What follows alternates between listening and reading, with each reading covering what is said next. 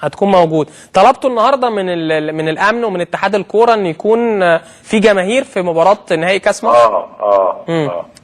خاطبتوا اتحاد الكوره ولا خاطبتوا الامن؟ لا، خاطبنا اتحاد الكوره الاول. والرد كان ايه؟ والرد لسه ما جالناش رد. بس انا من خلال معلوماتنا ومن خلال اسلام صادق رئيس التحرير بيقول ان في موافقه مبدئيه من الامن ان ممكن يكون عدد يعني موجود من الجمهور ما بين 3 ل 4000. وهو ده اللي احنا عاوزينه يبقى كويس يعني، معقول. ده اللي احنا طالبينه يعني. شايف ان مباراه زي دي نهائي كاس مصر يفرق وجود الجماهير؟ مش عايز اقول جماهير زملكاويه او جماهير هتشجع وادي دجله، ولكن وجود الجماهير بصفه عامه في مباراه زي دي سواء بقى زملكاويه او بيشجعوا وادي دجله يفرق في نهائي بطوله تعتبر البطوله الثانيه في مصر بعد بطوله الدوري؟ طبعا يعني انت عارف لما بيتلعب من غير جمهور بيبقى يعني الموضوع كده حزين. ما بيبقاش بس فيه حماس يعني. الجمهور هو اللي بيحرك المشاعر وبيحرك اللاعبين وبيدي مستوى عالي يعني في الاداء.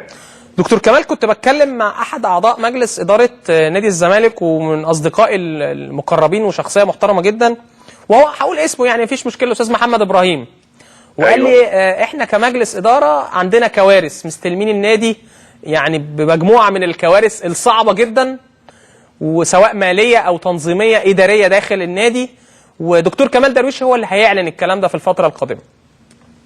والله هو يعني الكلام صحيح، لكن يعني احنا دلوقتي بنحاول نعالج امور كتير، فيعني احنا قلنا في البدايه الموقف صعب وكارثي وكده، لكن لازم نشتغل يعني، هنشتغل وهنبذل اقصى مجهود وبنحاول نحل كل المشاكل ان شاء الله.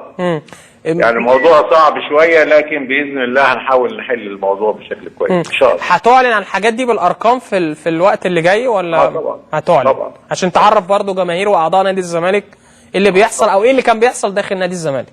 طبعا طبعا ان شاء الله. كلمت كابتن حلمي طولان بعد المباراه اللي فاتت؟ لا، كابتن ايمن بقى متولي الملف، بس انا كنت رحت لهم وهنتهم وقلت لهم احنا معاكم يعني، وربنا يوفقهم. يعني نتمنى التوفيق ان شاء الله للزمالك والوادي دجله، فرقتين في نهائي كاس مصر. انت حضرتك طبعا كرئيس نادي الزمالك تتمنى فوز نادي الزمالك، انا كزملكاوي لكن الزملكاويتي بره الهوا اتمنى فوز الزمالك، لكن من خلال برنامجنا المفروض نكون محايدين ما بين الزمالك ووادي دجله. يعني احنا ان شاء الله يتعمل مباراه مناسبه لكاس مصر ويبقى الاداء كويس. انت عارف احنا في ظروف صعبه كلها.